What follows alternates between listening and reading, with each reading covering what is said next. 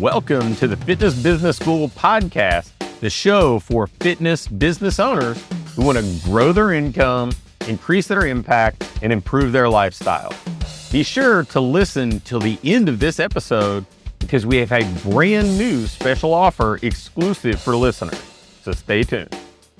Hey, Rigsby here again with today's episode of the Fitness Business School, and I am here with my good friend, Bill Hartman. Now, you may know Bill from the iFast gym stuff for years and years and years, or now the United Health and Performance Continuum model, but I know Bill all the way back to Bill and I did a Fitness Riches book. We collaborated on this thing in 2006. Oh my gosh, was it? That's like forever. Oh my God. So I get way back with Bill, and I've learned a great deal. Bill has solved so many of my physical problems, and it's just been a great journey to watch his evolution as a practitioner and expert. So I figured I'd have you on today, Bill, and just kind of talk through it. Hey, can I tell everybody where I first heard of you? Please. Because I remember this very distinctly, and you'll remember this too. Eric Ruth was hitting the marketing thing pretty hard for the fitness industry, and he needed an expert. And so he brought you in, and I bet you I still have it on CD. The personal training money machine. Yeah. Is that what it was? Because it was like, and again, totally my first exposure for you. But also the cool thing about that I loved was that you were a baseball coach, and then you got into the fitness thing, and then you constructed one of the coolest business models of all time that I think is still underappreciated, where everybody lives on the hour kind of a thing. And then you were the guy that goes, well, wait a minute. It's like there's a whole bunch of stuff where I'm just standing here watching people do things that they could just do on their own. So you had people come in, they did their stuff on their own, and then you did like the intensive 30-minute sessions, and immediately profitability goes up. So that was one of those cool things that just like, okay, I don't have to follow what everybody else is doing. Like Pat's kind of on it, and it was kind of neat. But that sticks in my head. It's like that was the first time that I saw somebody like take what everybody else is doing and going, oh, there's a better way to do this. So that was pretty cool. Yeah, I think that was one of the great things about entering the industry in maybe a non-traditional way was I didn't get bogged down with the dogma stuff and everything. And that seems like a pretty cool segue to watching you, because I came to know you as a physical therapist, but like many professions, there's kind of a standard way they do it. And then there's this kind of evolved path you take. And so I don't know a better way to unpack it than to just say, how has that happened?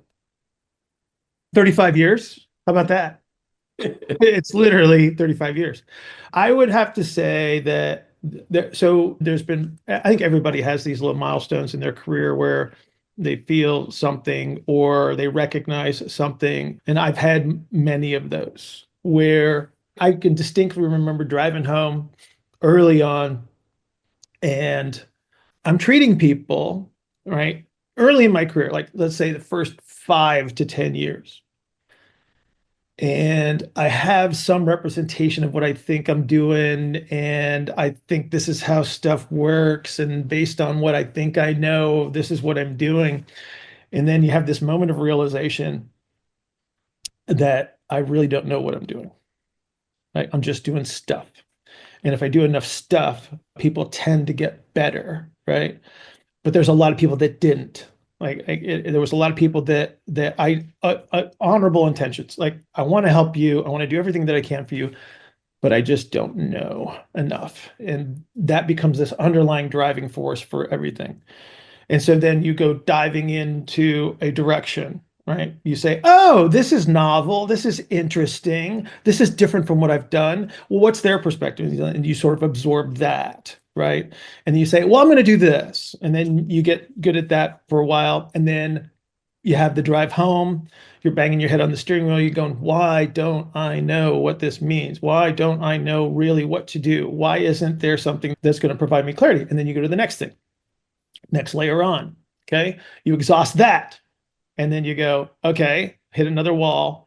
There's obviously something else that I need to know. And you just do this and you do this over time. But this is how you get better at what you do. Now, there are people, unfortunately, that can go through the same 35 years that I just did, and they never ask that question. Yeah. Right? They're unconcerned because they are either satisfied with what they are doing, what they think they understand, if they're satisfied with it. And here's the unfortunate circumstance, they're being rewarded for that. Yeah. Right? So these are the people that get paid just to show up, basically. Right? Yeah. You know, I go think ahead. I've always thought of this through this lens of there are people who think their job is to do the thing, not to create the outcome. Yeah. And but from the other side, I know how I've approached it. And I know that when I would watch, like even dating back when I was a baseball coach, it would drive me crazy. Like, how did we not get better? How did we not win? And I would keep looking for ways to improve. And I'd say, how do these guys go like 15 and 25 every year and just be at peace with that? And circumstances are what they are, and maybe that has something to do with it. But sometimes it's a paycheck. My job is to show up, run practice, take people to the Right. games, whatever. Yeah. But what's been really neat for me is because of the way that I have consistently like screwed myself up physically, I've got to come and witness the evolution of how you have gone about solving problems and deriving outcomes. I mean, we talked about it when I saw you last week. Yeah. I mean, I remember probably, I'm going to say it had to be 2008, 2009, and the latest.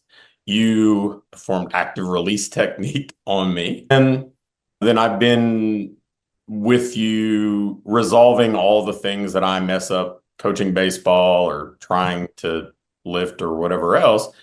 And you've gone about solving what in my mind seemed like somewhat similar problems that I keep creating in just a continually evolving way. Yeah. Well, it's again, it goes back to the same question. And it's not like any manual technique isn't useful. It just becomes a stronger representation of the how, why, where, and when to use it. Right.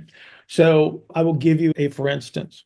I was managing two clinics at one point, and we participated in a nationwide system of tracking outcomes. So duration, like diagnosis, duration of symptoms, level of what they would consider functionality. It's like, what are they capable of doing? Right. And then, again, nationwide. And my clinic was rated third in the country. Okay. For duration. So I think at one point we had like 11, regardless of diagnosis, we got them done in 3.5 visits in 11 days, which is pretty good, right? But as far as approach goes, I was manual therapying people to death. My exercise selection was probably less than ideal, right? Treating a lot of symptoms and doing well, but still having that undertone of like, do I really know what I'm doing? And am I really being effective? Or am I just getting like this population of people that just get better really fast, right? No matter what you do. And so not giving myself any credit for that. Again, it's like it's still representative of good outcomes, like really good outcomes. And but always having that question in my mind is like, is there a better way? And now, like the thing that is represented now in the way that I do things is my understanding of my layers of understanding has grown. And therefore, all of the things that I have done in the past now have greater meaning. And that's what I think you're recognizing is the fact that the amount of negative probabilistic calculation, right? The stuff that's against me is a lot less than it used to be. So like if like I'll just throw numbers, like let's just say I'm 87% accurate compared to 13% inaccurate, whereas before it was like kind of flip-flopped and I was just dropping, like I was just doing so many things that was probably incoherent, but I did enough things that I was effective, right? Which again, as long as your outcomes are good, who cares, right? Except internally, I couldn't live with that. I had to just keep evolving. So I had to Well, find the and next thing next time, right? well, and if I look at the people that I have been able to study or get to know in this industry or even beyond, I mean, there's that sense of urgency, that desire to continually improve. They're not necessarily just driven by the common stuff like, oh, I just have to pay the mortgage, I just have to fund my retirement, whatever else. They're a big part of who they are is this, I want to keep getting better, I want to keep pushing. And so I think there's a pretty important lesson there. If somebody, it doesn't matter if they want to do what I do, if they want to do what you do, if they want to do what Mike does, it doesn't matter. Like, that's the way. It Yeah. like, Well, so and I think a sense of urgency, but with an element of patience, yes, right? And I think the problem is that there's always going to be those people that have the same sense of urgency, but the impatience. I think of that as like desperation. Maybe it's like the thing about it is like if you persist, that's where all of this kind of allows this level of an outcome, right? Most people, again, every generation blames the younger generation for not having that patience and wanting to go too fast, right? And so now I get to be the old guy and I get to go, oh, the kids today, what they see this evolved product and they go, that's what I want to do. And then they say, well, what's the shortest path? It's like, oh, all I got to do is become famous or gain attention versus actually getting really good at what you do first. Yeah. And so again, they don't understand the evolution of the product because everybody wants stuff now. And then of course, if you promise, that's what sells, right? Yeah.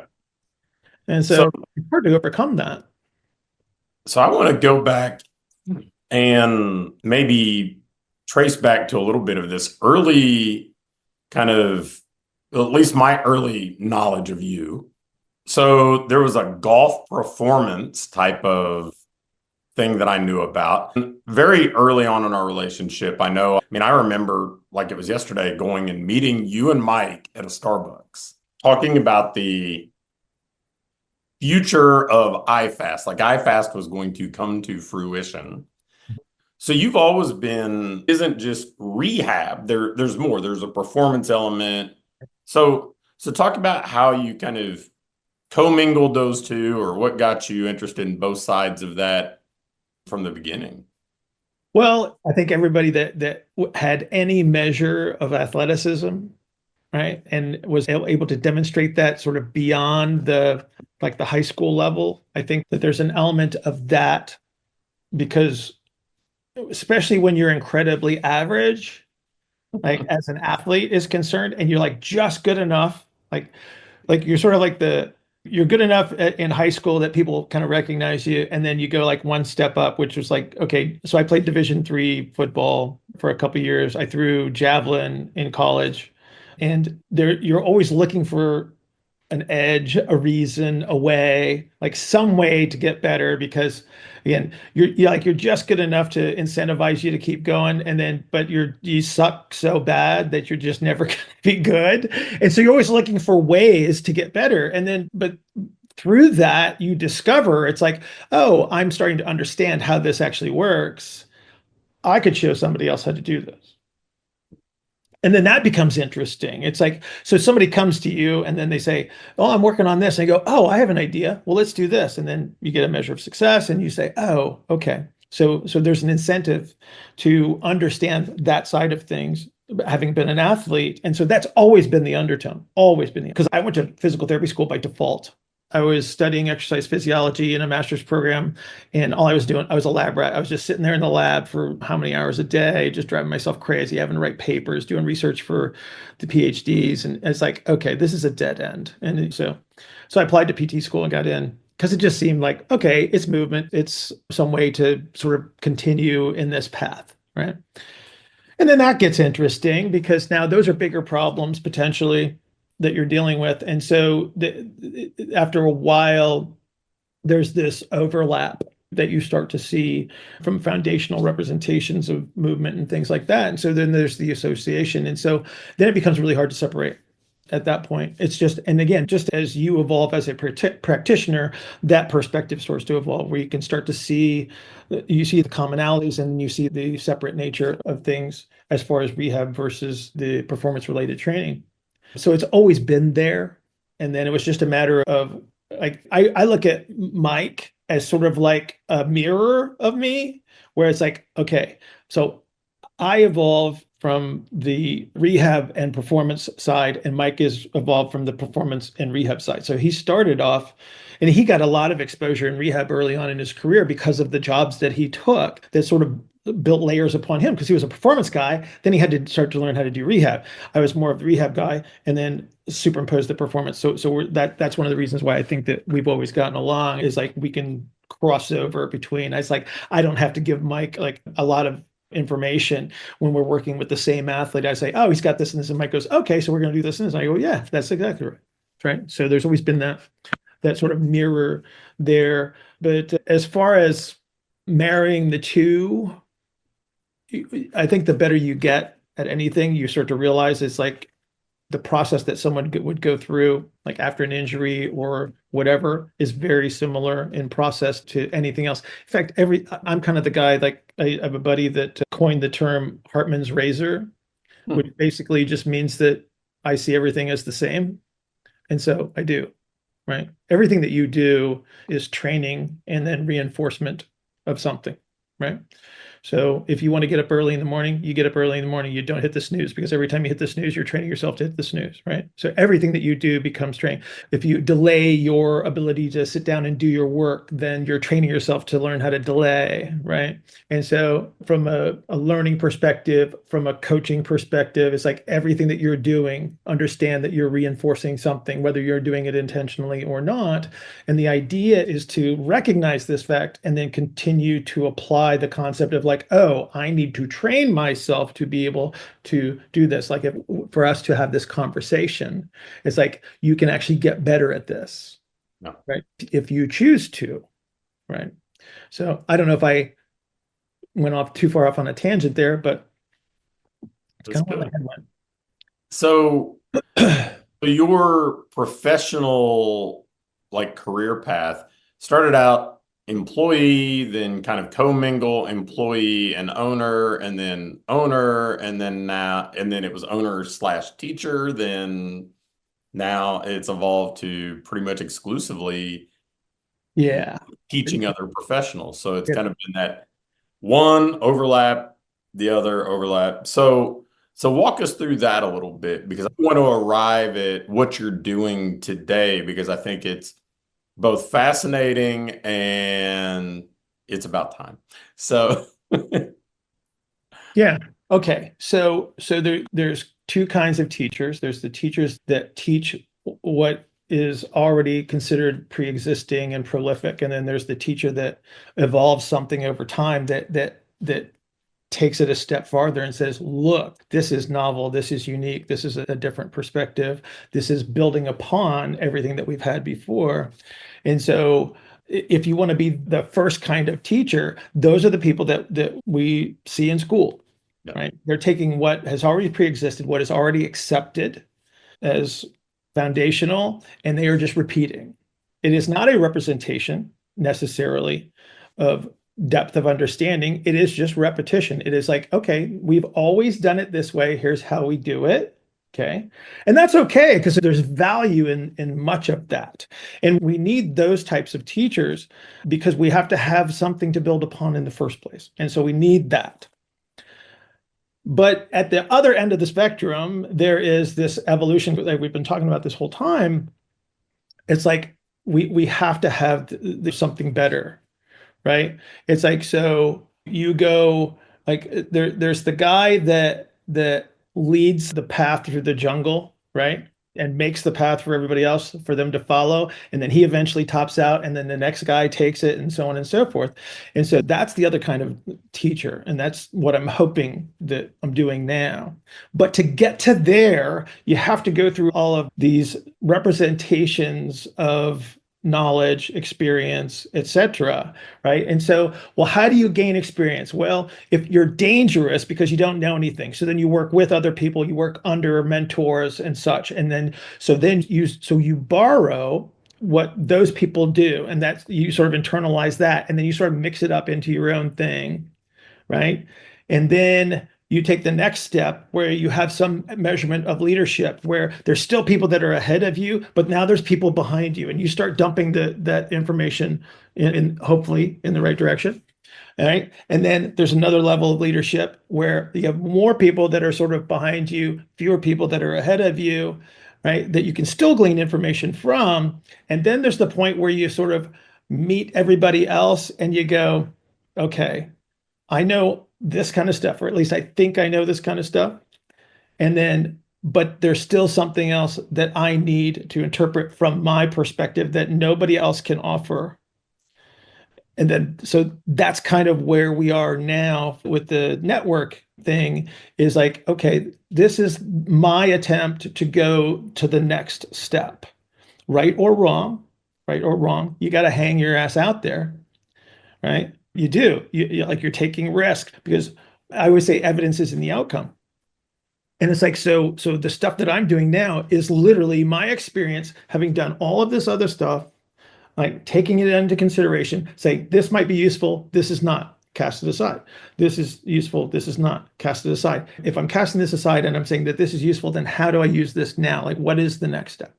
And so that's where you are. But you got to go through all this other stuff, right? Because you're a young skull full of mush when you start, and you are literally dangerous. Like they give somebody a license to take someone else's health into their care, and they don't know anything. And the reason I know they don't know anything, because I had 25 consecutive students over 8 years, and I know what they knew, and I was their last guy before they got released into the population, right? So I know what they knew, and I know how dangerous they are, right? Did our best to raise their game.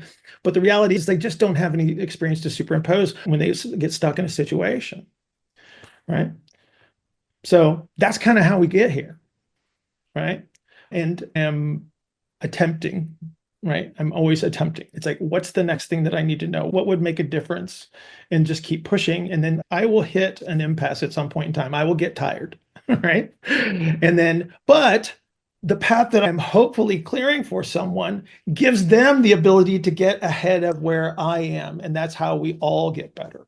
Well said. So let's talk about this in a practical sense. I mean, you've run the intensive many times over now. We're into the mid-20s now. Is that? Yeah, 24 is going to be in this summer. So you've done hands-on work that way. You've had interns, some of whom I've gotten to know, but now there's this broader way that people can get exposure to you. It's not, hey, I have to be in Indianapolis, or maybe I have to go to, I think you just did one at Cressy's. Yes. Yeah, just yeah. Or I have to go intern there. Now there's a network. Yes. Where there is coursework, curriculum people can follow. Tell us a little bit about that. Yeah. So this is the home base. This is the official home base now. It's like, so everything has sort of come from all different directions. And it was time that it was necessary that we have some place to work from, so to speak. And so Chris Wykus is my partner in this. And what we did is we just brought all of the resources into a singular place. And so we created the Unified Health and Performance Continuum Model Network. So it's UHP network. And so this is where I spend most of my day. We have, and again, there's like different levels of access kind of a thing. So we have the free stuff. We got I think there's 3 free courses up there that you can take. There's an infinite amount of free information on there. It will take you weeks and weeks to go through. And then we have the next level, which is direct access to question and answers. So we have live office hours, like we just did that yesterday. So that's an hour of direct Q&A. My Coffee and Coaches Conference calls that are Thursday mornings are now part of that network. We're in the midst of doing a live online principles and concepts course, which literally lays out the entire foundation of my model over a period of 8 weeks. So we're just past the halfway point there. But like I said, it was necessary at this point because number one, apparently you got to name stuff to protect it. I didn't know that. So we had to give it a name because I was just calling it my model because that's what I've always made reference to it. But in this construction, the cool thing about this is, and this is what people don't, what I think they don't recognize about actually getting better, is like you get to a point where you're sort of topping out. And then one of the reasons is because you don't know what questions to ask anymore. Yeah.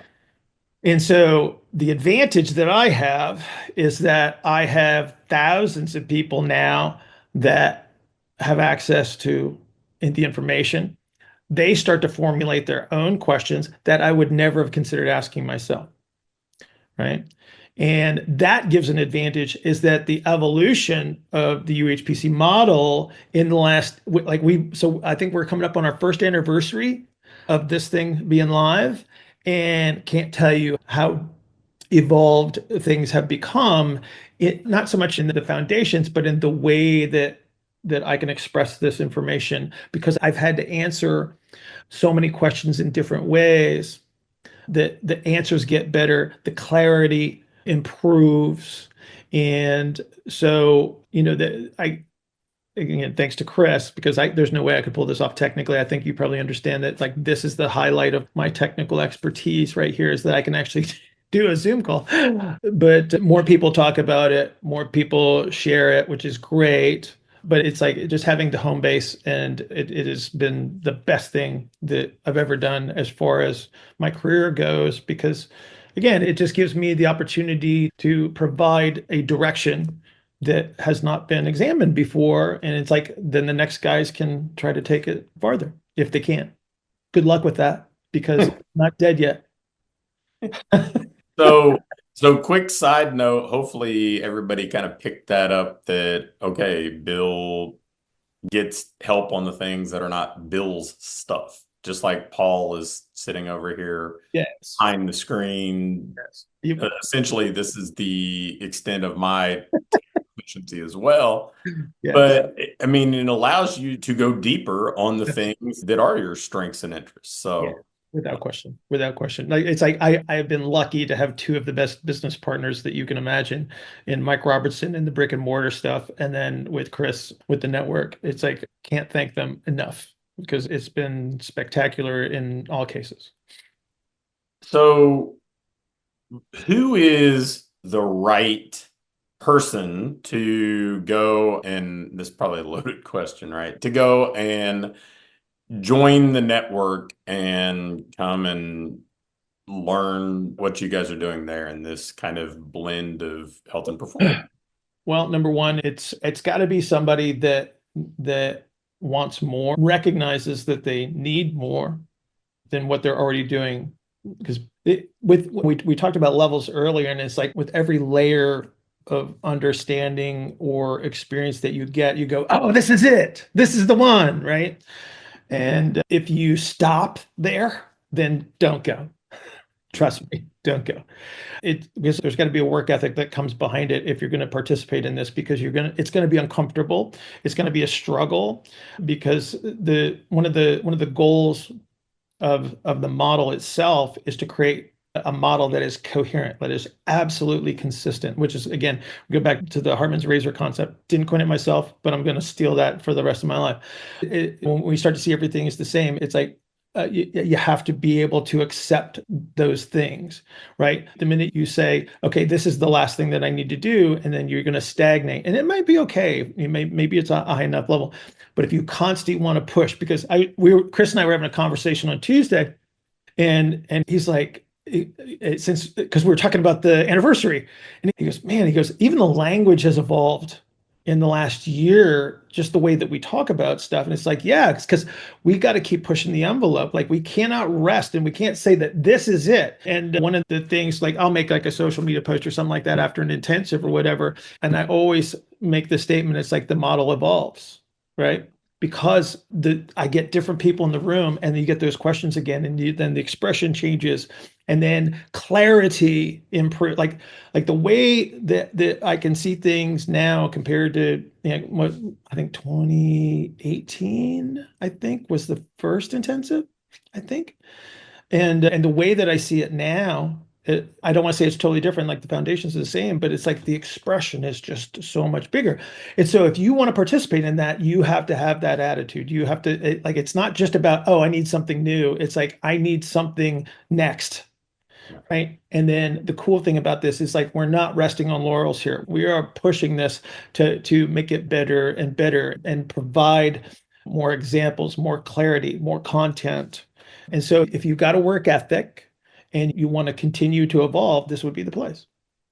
Wonderful. So just so it feels very practical. I mean, Yeah.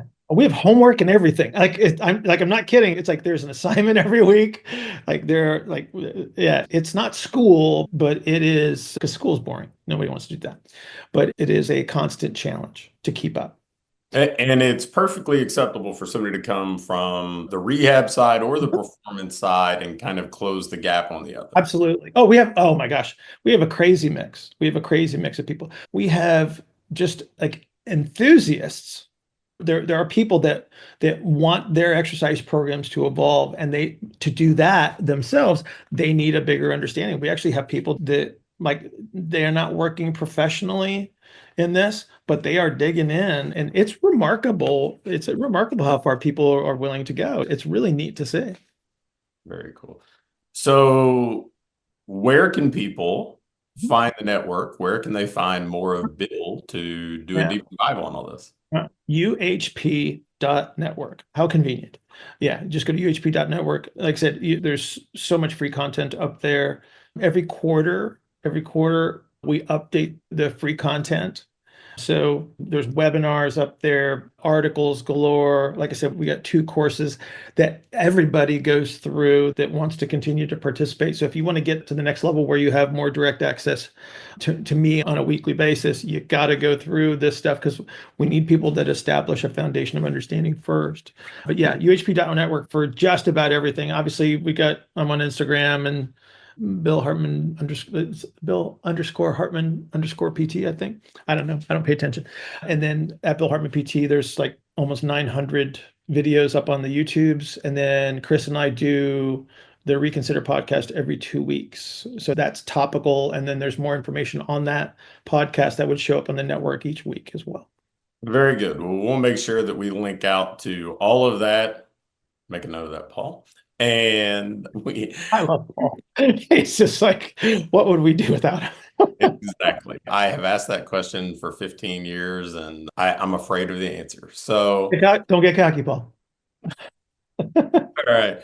Well, Bill, thank you so much for coming and hanging out this morning. And I look forward to not only continuing to learn a little bit myself about some of this fun stuff, but also connect some of these professionals that I get to enjoy working with you to give them something better to offer. So you've always been tremendously helpful to me, and obviously I've asked, and so can't thank you and can't appreciate you enough. Well, thank you. And that was another episode of the Fitness Business School with Pat and Bill signing off. Thanks for listening to this episode of the Fitness Business School. Before you go, I have a quick announcement. One of the things that we've been doing with our current clients is taking them through this ideal business diagnostic. And really what it is this checklist that allows you to pinpoint exactly what your business needs next, so you can keep improving, keep growing, and build a business that you love to own. One that pays you well, one that allows you to have the impact you want to have, and one that allows you to have a lifestyle that you truly enjoy. In this diagnostic, we walk through everything, and we do an evaluation and can instantly pinpoint what you need to do next to build that business that you want. I'm going to extend this opportunity to get on with either me or my team and take you through this evaluation and fix your business's most vital needs fast. So if we take you through this, you're going to be able to make those vital changes that you need to finally have what I call your ideal business. If you'd be interested in going through this entirely free, risk-free diagnostic with us and learn what you already have in place, what you're doing well, and where your greatest opportunities for rapid improvement are, just shoot me an email with diagnostic in the subject line to pat@patrigsby.com. Again, an email to pat@patrigsby.com with diagnostic in the subject line will get you scheduled and take you through this evaluation to help you build the business you want.